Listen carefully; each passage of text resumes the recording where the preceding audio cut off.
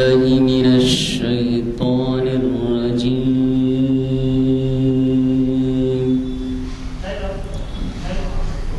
بسم الله الرحمن الرحيم.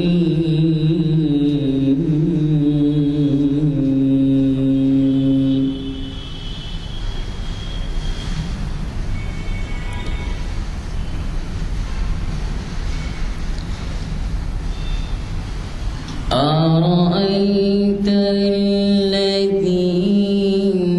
يكذب بالدين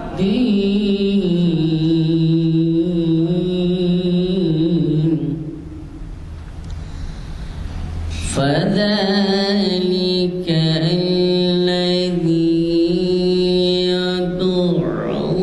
اليتيم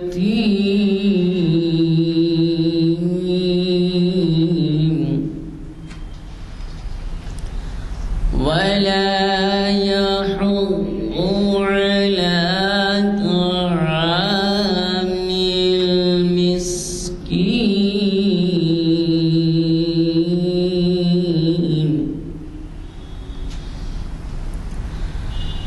فويل للمصلين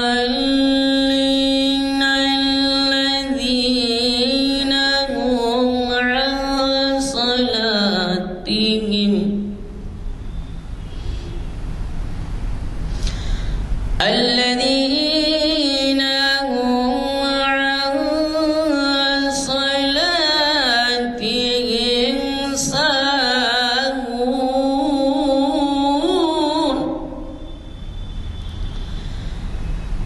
الذين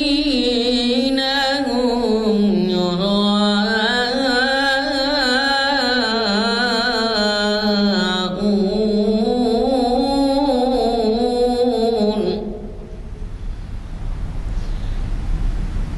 الذين هم يراءون ويمنعون الماعون. صدق الله العظيم. الله وبركاته. يا أيها الذين آمنوا لما تقولوا ما لا تفعلون. صدق اللہ العظیم. قرآن کی اس آیت کے اندر اللہ تعالیٰ ایمان والوں سے مخاطب ہیں، فرماتے ہیں کہ اے ایمان والو، وہ بات مت کہو جس کو تم کرنا نہیں چاہتے ہو، جس کو تم کرتے نہیں ہو. اس کا مطلب یہ ہوا کہ ہم وہی بات کہیں جو ہم کر سکتے ہیں. جو ہمارے دل میں کرنے کا نہیں ہوتا تو پھر اس کا اقرار زبان سے بھی مت کرو کہ میں اس کو کروں گا. تو جو کچھ بھی کہتے ہو اس کے اوپر پورا عمل کرو، یقیناً اس کو کرو. یہ جو ہے اللہ کی ہدایت ہے. اللہ تعالی ہم سب کو توفیق عطا فرمائے کہ اللہ کے احکام کی چھوٹی چھوٹی آیتوں کے اوپر ہم اپنی زندگی میں عمل پیدا ہونے کی حسب مقدور کوشش کریں. آج پیر ہے 17 جنوری. ہم عالیہ جامعہ مسجد عالیہ کے کانفرنس ہال میں بعد نماز عصر کے جمع ہیں، اور آج ہماری تاریخ اسلام کی 842ویں نشست ہے. شریعت انفارمیشن کی 842ویں نشست ہے، اور اس کو مخاطب کر رہے ہیں ہمارے جانی پہچانی مخبر جناب محمد عرفان قاسمی صاحب، جو الحمدللہ نہ صرف عالم ہیں بلکہ وہ مفتی ہیں. بڑے بڑے نازک مسائل کا وہ حل باریک بینی سے تلاش کر ہم تک پہنچاتے ہیں. اور آج آپ نے وہ عنوان دیا ہے جو آج کل کے وقت کے لحاظ سے حالات کا تقاضا جو ہے اس کے طرح سے کہ ہمارا آئین ہند یعنی دستور ہند جس کو بنایا گیا تھا تو اس کے اندر حقوق انسانی کا جو ہے جو سچا علم بردار ہے. مزید وضاحت جو ہے آپ کو جناب عرفان قاسمی صاحب کریں گے. آپ حضرات سے گزارش ہے کہ آپ آئندہ بھی ہماری محافل میں شرکت کریں اور اپنے ساتھ نوجوانوں اور دوست احباب کو لانے کی پوری کوشش کریں. تھوڑا سا وقت ہوتا ہے اور یہ جو ہے ہمارا عبادت کے درجے میں شامل ہوتا ہے. آپ لوگ کوشش کریں. میں جناب محمد عرفان احمد قاسمی صاحب سے گزارش کرتا ہوں کہ وہ تشریف لائیں اور اپنے زرین خیالات سے ہم سب کو نوازیں. ورحمۃ اللہ وبرکاتہ. بسم اللہ الرحمن الرحیم. الحمد للہ وکفی وسلام علی عباده الذین اصطفى. اما بعد فقد قال رسول اللہ صلی اللہ علیہ وسلم خیر الناس من ينفع الناس او کما قال علیہ الصلاۃ والسلام. محترم گرامی قدر حاضرین کرام، ہمارے ملک میں 26 جنوری کی تاریخ بہت اہمیت کی حامل ہے اور یہ قومی دن ہوتا ہے. ہر چھوٹے بڑے اس دن کی آمد کا انتظار کرتے ہیں. ہمارے قومی پرچم کو بلند کیا جاتا ہے. آئین کی دستور کی حفاظت اور ہمارے آئین کی جامعیت کی وجہ سے تمام مذاہب کے ماننے والے اس آئین کا تقدس کرتے ہیں، اس آئین کی حفاظت کرتے ہیں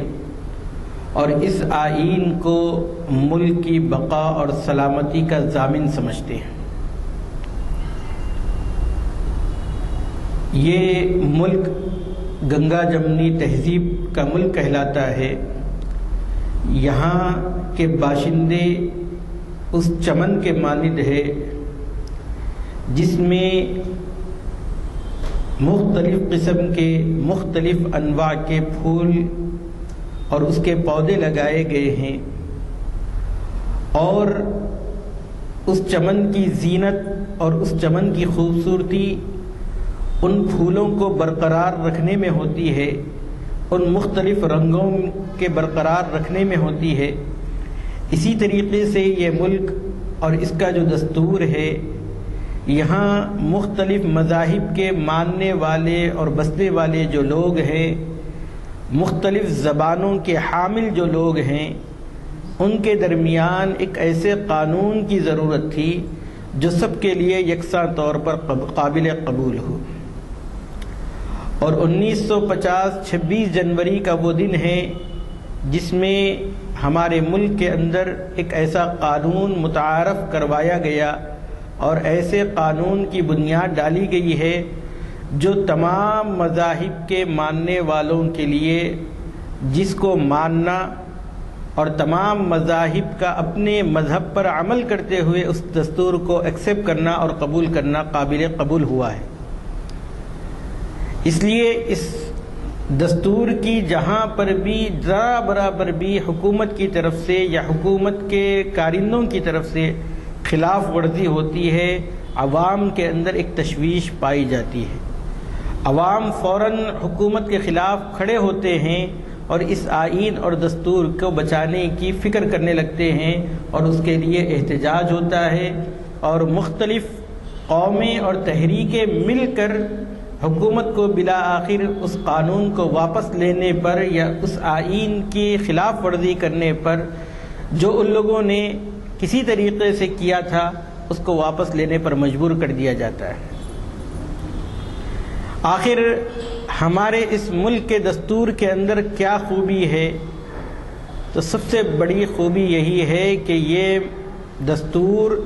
تمام انسانیت کا اور تمام انسانوں کے حقوق کا حفاظت کا ضامن ہے. یعنی یہ دستور انسان کی حفاظت اور آئین ہند جو ہے وہ حقوق انسانی کا ضامن ہے. اس لیے ہمیں چاہیے کہ پہلے حقوق انسانی کس کو کہتے ہیں وہ سمجھنا چاہیے. سب سے پہلے ہم حق مساوات کی بات کرتے ہیں۔ مساوات کس کو کہا جاتا ہے؟ برابری کو مساوات کہا جاتا ہے۔ آئین ہند کے اندر، دستور ہند کے اندر یہ بات واضح طور پر ملتی ہے کہ یہاں کا وزیر اعظم ہو یا یہاں کا کوئی شہری ہو، ان تمام کے حقوق یکساں ہیں۔ اگر وزیر اعظم ہیں تو اس کو بھی ایک ہی ووٹ ڈالنے کا حق ہے، ہم اور آپ ہیں تو ہمیں بھی صرف ایک ووٹ ڈالنے کا حق ہے۔ اسی طریقے سے اگر ہم نے کوئی جرم کیا ہے تو ہم بھی مجرم ہیں، اگر وزیر اعظم نے کوئی جرم کیا ہے تو وہ بھی مجرم ہے۔ اس اعتبار سے، انسانیت کے اعتبار سے سب برابر ہیں، کسی کو کوئی امتیاز حاصل نہیں ہے۔ تو میرے بھائیوں، حق مساوات اس دستور کا بنیادی حق ہے، جو دفعہ نمبر 14 اور 15 کے اندر اس کی بات کہی گئی ہے کہ تمام شہریوں کو انسانیت ہونے کے ناطے، انسان ہونے کے ناطے تمام کو یکساں حقوق حاصل ہیں۔ اس میں کسی طریقے کا امتیازی سلوک نہیں برتا جائے گا، چاہے وہ کسی بھی مذہب کا ماننے والا ہو، چاہے وہ کسی بھی علاقے کا رہنے والا ہو، چاہے وہ کوئی بھی بھاشا، کوئی بھی زبان استعمال کرتا ہو، اس زبان کی بنیاد پر، علاقیت کی بنیاد پر یا مذہب کی بنیاد پر کوئی بھید بھاؤ نہیں کیا جائے گا۔ ہمارے ملک کا یہ دستور اور آئین اس کی ضمانت لیتا ہے، اور وہ اس کا ضامن ہے کہ تمام انسانوں کو برابر حقوق ملیں، چاہے وہ کسی برادری سے تعلق رکھتا ہو، چاہے وہ کسی مذہب سے تعلق رکھتا ہو، چاہے وہ کسی علاقے سے تعلق رکھتا ہو، چاہے وہ کسی زبان میں سنسکرت زبان کا بولنے والا ہو، یا عربی زبان کہنے والا ہو، یا اردو زبان کہنے والا ہو، یا ہندوستان میں جتنی زبانیں کہی جاتی ہے ان زبانوں کو وہ کہنے والا ہو، لیکن اس کی انسانیت کے اوپر ذرا برابر بھی آنچ آنے نہیں دیا جائے گا۔ تو سب سے پہلے آئین ہند کے اندر انسانیت کو مد نظر رکھ کر تمام انسانوں میں حق مساوات کو رکھا گیا ہے۔ دوسری بات حق آزادی کی ہے۔ حق آزادی کا کیا مطلب ہوتا ہے؟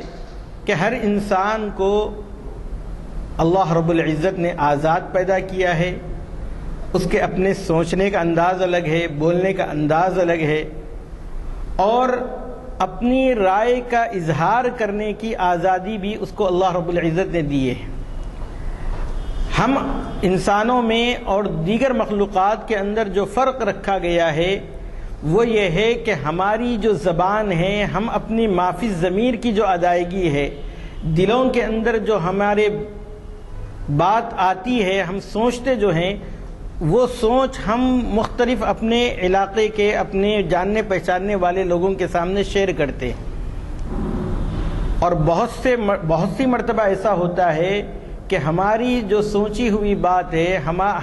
ہمارے ذہن میں جو بات آئی ہے، ہم دوسروں کے سامنے رکھنے سے دوسروں کا بھی اس میں بھلا ہوتا ہے۔ اسی لیے کسی دانشور کا یہ مقولہ ہے کہ اگر میرے پاس 1 روپیہ ہے، اگر میں وہ روپیہ آپ کو دے دوں گا تو شاید میرے پاس پیسے کے اعتبار سے کوئی میرے پاس رقم نہیں ہوگی، لیکن میرے پاس ایک پلان ہے اور آپ کے پاس ایک پلان ہے، میں اپنا پلان آپ کو شیئر کروں اور آپ اپنا پلان میرے کو شیئر کریں گے، تو اس اعتبار سے ہمارے پاس 2 پلان ہوں گے، کوئی خرچ کرنے کی کوئی ضرورت نہیں پیدا ہوگی۔ تو یہ حق آزادی ہے اظہار رائے کی۔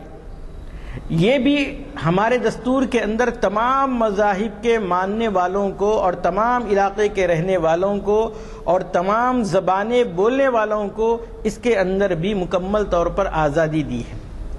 کس طریقے کی آزادی؟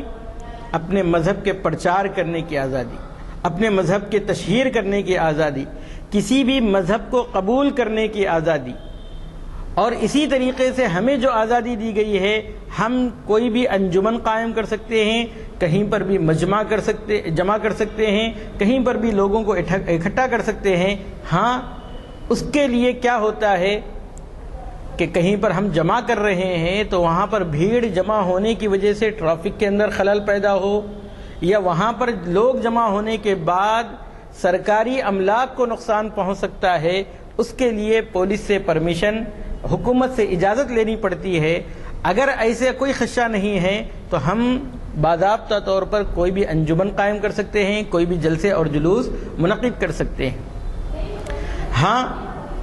بعض مرتبہ الیکشن کمیشن کی وجہ سے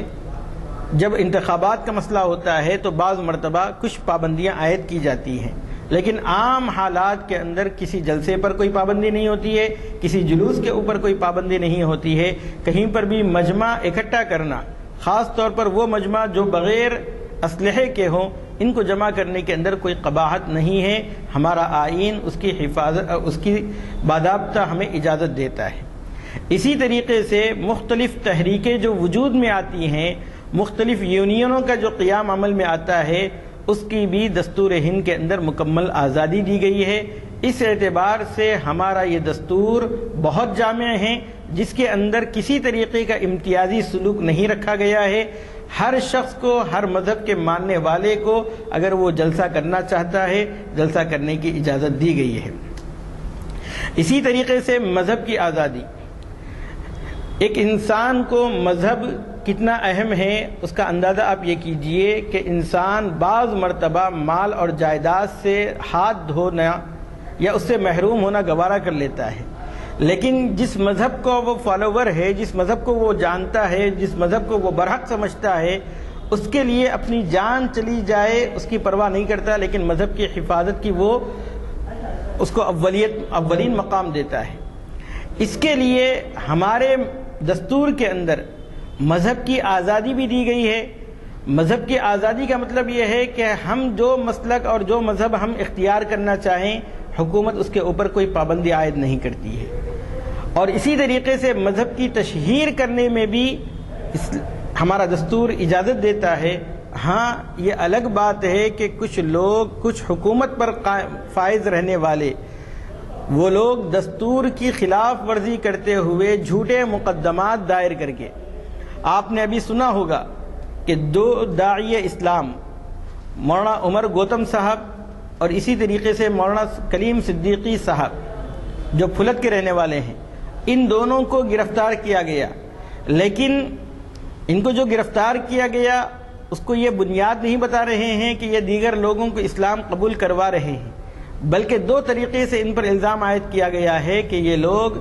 ان لوگوں کو پیسے بانٹ رہے ہیں، اور دوسرا جو ہے ان لوگوں کو پیسوں کی لالچ کی وجہ سے اسلام قبول کروایا گیا ہے،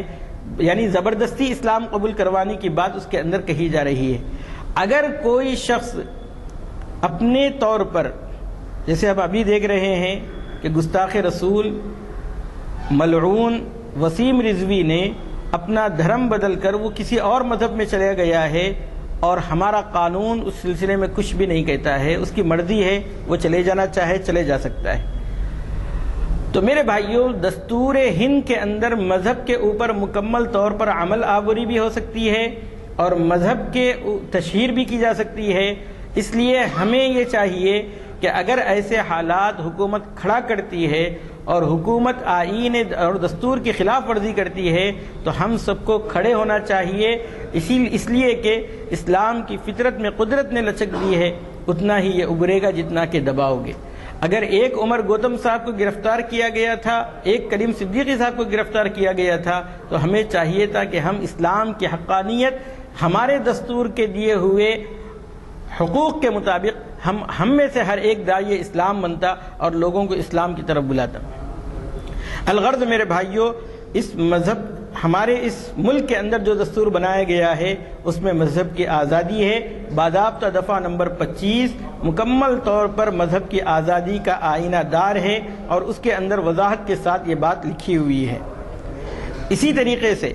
ہمارا ملک مختلف تہذیبوں، مختلف ثقافتیں، مختلف کلچروں کا آئینہ دار ہے، اور بہت سی جگہوں پر آپ دیکھیں گے کہ زبانیں مختلف ہوتی ہیں اور بہت سے قوموں کو اپنی زبانوں کا تحفظ کی فکر بھی لاحق ہوتی ہے۔ تو ہمارے ملک کے اندر، ہمارے دستور کے اندر اس بات کی اجازت دی ہے کہ ہر مذہب کا ماننے والا اپنی تہذیب کو برقرار رکھ سکتا ہے، اپنے ثقافت، اپنے اس کلچر کو برقرار رکھ سکتا ہے۔ اسی طریقے سے اگر وہ کسی علاقے کے اندر رہنے والا ہے تو وہاں کی زبان کی وہ حفاظت کر سکتا ہے،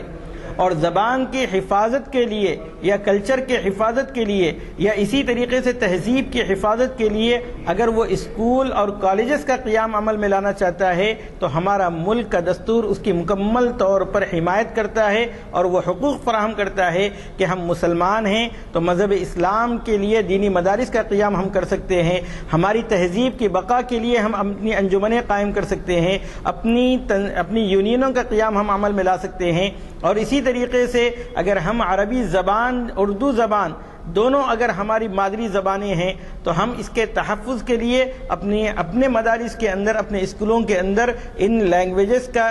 باضابطہ سیکشن قائم کر سکتے ہیں اور اس کے لیے اسکول قائم کر سکتے ہیں۔ کسی طریقے کے ہمارے اندر کوئی امتیازی ہمارے دستور کے اندر نہیں رکھا گیا ہے۔ اسی طریقے سے آپ دیکھیں گے جہاں مدارس اسلامیہ کا پورے ملک کے اندر پھیلاؤ ہے تو وہیں پر آشرموں کا بھی پھیلاؤ ہے، وہ لوگ بھی اپنی تہذیب کی حفاظت کر رہے ہیں، وہ لوگ بھی ان اسکلوں کے ذریعے سے اپنے کلچر کو فروغ دینے کی کوشش کر رہے ہیں، اور اسی طریقے سے عیسائی مشنریز کے اسکول بھی ہمارے ملک کے اندر جگہ جگہ موجود ہیں، وہ بھی اپنی تہذیب اپنے کلچر اور اسی طریقے سے اپنے جو رول ماڈل ہیں اس کو فروغ دینے کی وہ لوگ کوشش کر رہے ہیں، اور مختلف علاقوں کے اندر مختلف قوموں کے الگ الگ اسکول پائے جاتے ہیں۔ یہ دراصل ہمارے آئین ہند اور ہمارے دستور ہند کے اندر جو حقوق رکھے گئے ہیں انسانیت کی بنیاد پر، انہی حقوق کی وجہ سے ایسا ہونا ممکن ہوا ہے۔ لیکن آپ دنیا کا دورہ کر لیجئے تو بہت سی جگہوں پر بہت سی باتوں پر پابندی عائد کر دی گئی ہے، بلکہ ترکی کے اندر جب کمال اتا ترک وہاں پر حکومت قائم کی تھی تو وہاں پر عربی زبان بولنے پر پابندی عائد کر دی تھی۔ اس لیے میرے بھائیوں، یہ ملک اور اس ملک کا جو دستور ہے یہ بہت ہی جامع ہے اور تمام انسانوں کے حقوق کے وہ علم بردار ہے،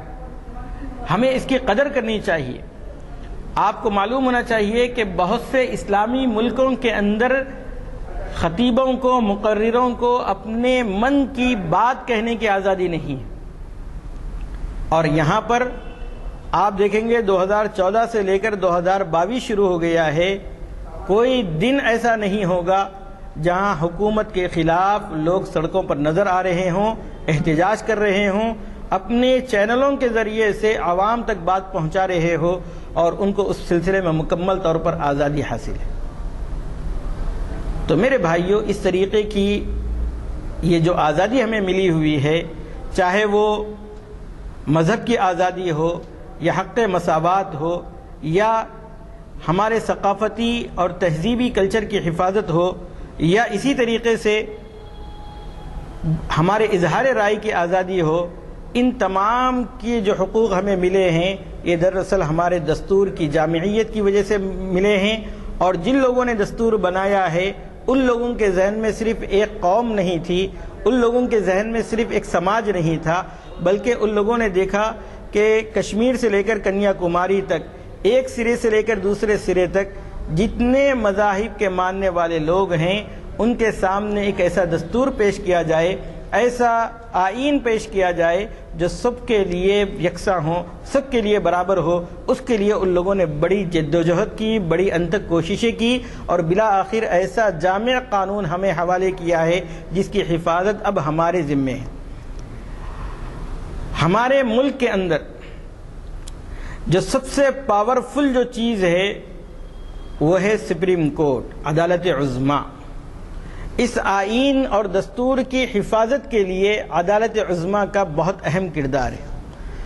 عدالت عظمیٰ کا یہ کام ہے کہ اگر کوئی حکومت ان قوانین کی خلاف ورزی کرتی ہے تو وہ از خود نوٹس لے اور حکومت کو باضابطہ اس کا جواب دہ بنائے کہ کس وجہ سے اس آئین کے اندر ترمیم کی جا رہی ہے، تبدیلی کی جا رہی ہے۔ اور باضابطہ جب تک عدالت عظمیٰ موجود ہے، سپریم کورٹ موجود ہے، ہم تمام انسانوں کے لیے، تمام مذہب کے ماننے والوں کے لیے یہ بات قابل اطمینان ہے کہ اگر حکومت چور دروازے سے کسی طریقے سے ہمارے آئین بدلنے کی کوشش کر سکتی ہے تو ہمیں عدالت عظمیٰ کا دروازہ کھٹکھٹا کر انصاف کے لیے ہم وہاں پر جا سکتے ہیں اور قانونی لڑائی لڑ سکتے ہیں۔ اس کے اندر بھی تمام انسانوں کو برابر کے حقوق دیے گئے ہیں۔ وہاں پر یہ نہیں کہا گیا ہے کہ وزیر اعظم کی طرف سے تبدیلی ہو تو من و عن اس کو تسلیم کر لیا جائے، مان لیا جائے، ایسا نہیں کہا گیا ہے، بلکہ یہ کہا گیا ہے کہ اگر آئین کی اور دستور کی خلاف ورزی ہو رہی ہے تو عدالت عظمیٰ موجود ہے، آپ آئیے اور یہاں پر قانونی چارہ جوئی کیجئے۔ اگر یہ باضابطہ آپ دلیل کے طور پر، پروف کے طور پر آپ بتا دیں کہ حکومت خلاف ورزی کر رہی ہے تو عدالت عظمیٰ کا یہ کام ہے کہ وہ حکومت کو اس اقدام سے روک دے۔ آپ نے دیکھا ہوگا کہ بہت سی جگہوں پر جب ریاستی حکومتیں قانون کی خلاف ورزی کرتی ہیں تو وہاں پر ہائی کورٹ کا جب حکم آتا ہے تو وہ بھی سلنڈر ہو جانا پڑتا ہے اور ان کو اپنے جو قانون بنایا گیا تھا اس کو واپس لینے پر وہ مجبور ہو جاتے ہیں۔ اسی طریقے سے میرے بھائیوں، جب آئین اور دستور کی خلاف ورزی ہونے لگتی ہے تو ہمارے ملک کے اندر احتجاج کرنے کی بھی مکمل طور پر آزادی حاصل ہے۔ جب NRC CA کا مسئلہ آیا تو کتنے دنوں تک ہماری مسلم خواتین نے احتجاج کیا ہے، باضابطہ حکومت ان کی ہوتے ہوئے، پولیس ان کی ہوتے ہوئے اور مختلف محکمے ان کے ہوتے ہوئے یہی دستور تھا جس کی وجہ سے وہ لوگ ان کو وہاں سے نہیں ہٹا سکے۔ اور حال ہی کے اندر جو کسانوں نے تقریباً 15 ماہ تک اور مسلسل احتجاج کرتے گئے اور کئی بارڈر کو ان لوگوں نے دلی کے سیل کر کے رکھ دیا تھا، حکومت عاجز آ گئی ان لوگوں کو وہاں سے ہٹانے کے لیے، لیکن جو دستور ہمیں دیا گیا تھا اس دستور کے آئین کی وجہ سے اور اس دستور میں جو حقوق ہمیں دیے گئے ہیں ان حقوق کی وجہ سے حکومت بے بس نظر آ رہی تھی۔ تو میرے بھائیوں، اس اعتبار سے ہمارے ملک کا جو دستور ہے یہ بہت ہی جامع دستور ہے۔ اس دستور کی حفاظت کے لیے ہم سب کو ضروری یہ ہے کہ جب 26 جنوری کا دن آتا ہے تو ایک دن ہم اس جمہوریہ قوانین کی حفاظت کا جو ہم نعرہ لگاتے ہیں اس کے بجائے ہم لوگ اس دستور کو پڑھیں اور اس سے صحیح طور پر رہبری حاصل کریں اور لوگوں کو بتائیں کہ جو غلط فہمیاں لوگ پھیلا رہے ہیں ان غلط فہمیوں کے اندر دراصل ہماری جہالت بھی ہوتی ہے، ہم نے دستور کو پڑھا نہیں ہے، ہم نے دستور کی قدردانی نہیں کی ہے، اس کی وجہ سے جگہ جگہ ہم لوگ شک میں مبتلا ہو جاتے ہیں اور یہ سمجھنے لگتے ہیں کہ ہندوستان کا مستقبل کیا ہوگا۔ آپ کو معلوم ہوگا کہ جب تک ہمارا آئین محفوظ رہے گا ہمارے ملک کو کچھ ہونے والا نہیں ہے، مسلمانوں کو کچھ ہونے والا نہیں ہے۔ جب آئے گا، جب حالات آئیں گے تو سب سے پہلے آئین ہند کے اوپر حالات آئیں گے، اس کو بدلنے کی تیاری کی جا رہی ہے۔ ابھی بھی وقت ہے کہ ہم لوگ کیا کریں، ہم لوگ اس ملک کی حفاظت کے لیے آگے آئیں، اس دستور کی حفاظت کے لیے آگے آئیں۔ اگر ہم نے ابھی اس دستور کی حفاظت کے لیے ہم آگے نہیں آئیں گے تو یاد رکھیں آہستہ آہستہ اگر اس ملک کے جمہوری نظام کو اگر ختم کر دیا جائے گا تو پھر تمام مذاہب کے ماننے والوں کے لیے دشواری ہو جائے گی۔ عامر عثمانی کے ان اشعار پر میں اپنی بات کو ختم کرتا ہوں۔ میری رات منتظر ہے کسی اور صبح نو کی، میری رات منتظر ہے کسی اور صبح نو کی، یہ سحر تجھے مبارک جو ہے ظلمتوں کی ماری، وہی پھول چاک دامن وہی رنگ اہل گلشن، ابھی صرف یہ ہوا ہے کہ بدل گئے شکاری۔ آمین وآخر دعوانا الحمدللہ رب العالمین۔ درود شریف پڑھے، دعا۔ اللہم صلی علی محمد وعلی آل محمد وبارک وسلم۔ ربنا آتنا في الدنيا حسنة وفي الآخرة حسنة وقنا عذاب النار۔ ربنا ظلمنا أنفسنا وإن لم تغفر لنا وترحمنا لنكونن من الخاسرين۔